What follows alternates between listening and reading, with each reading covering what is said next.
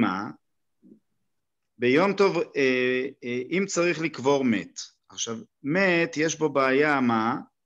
שמת יכול להסריח, ולכן אי אפשר לחכות, לפעמים זה גם סמוך לשבת, אז אם זה קצת מחכים, אבל אי אפשר לחכות הרבה, וגם יש איסור על הענת המת. אז אם המת יסתלק ביום טוב ראשון, אז הגויים קוברים אותו.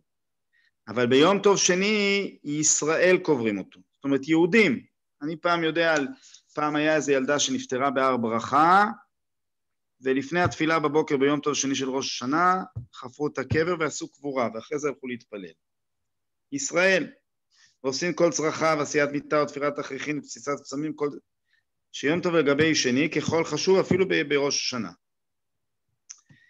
עכשיו, ברוך השם הוא ממשיך, עכשיו עובר חזרה לדבר טוב, 2 ימים של גלויות, זה נחשב 2 קדושות, זה לא יום אחד. לכן, דבר שהיה מוקצה, זה ימים נפרדים כאילו, זה לא קשור. דבר שהיה מוקצה או נולד בראשון, אם הוא הכין אותו לשני זה מותר. הוא מביא דוגמה, ביצה שנולדה בראשון, ביום טוב ראשון, מותר לאכול ביום טוב שני. חיה ועוף שניצודו בראשון על ידי גוי, מותר לאכול בשני. דבר מחובר לקרקע שנעקר בראשון, מותר לאכול בשני, כי זה כאילו ספק איזה יום הוא יום טוב, וגם מותר לכחול את העין ביום טוב שני, למרות שאין שם חולי, זה מותר ביום טוב, בגלל שיש שמירה על בריאות העין, אז זה התירו. במה זה מדובר? מותר להכין מיום טוב ראשון לשני? לא, זה אסור. למה? אבל עם הביצה זה... לא, הביצה עצמה זה מעצמה, בידיים אסור להכין, כי אם יום טוב שני הוא חול, אז הכנת בידיים. אנחנו לא מדברים על הכנה. זה כמו הכנה עם קודש לחול. אני מדבר על מקרה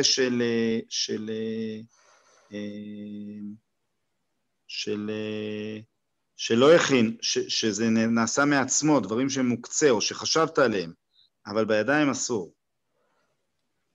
ומה זה מדובר? ב2 ימים טובים של גלויות, אבל 2 ימים טובים של ראש השנה הם נחשבים קדושה אחת, בגלל שתקנו את זה בצורה מסוימת, תקנו את זה בעצם, זה תקנה מוקדמת שתקנו שיום ראשון, ולכן הם נחשבים יום אחד, לכל הדברים, חוץ לעניין המת, אבל ביצה שנולדה ביום טוב ראשון של ראש השנה היא אסורה גם בשני.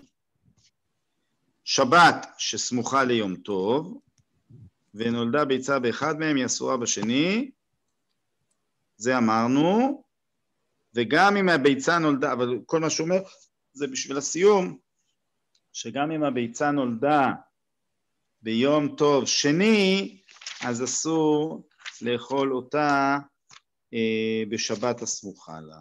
כן, עד כאן להיום, בעזרת השם נמשיך, אז מחר יהיה לנו רק פרק אחד, הספקנו ברוך השם את 3 הפרקים.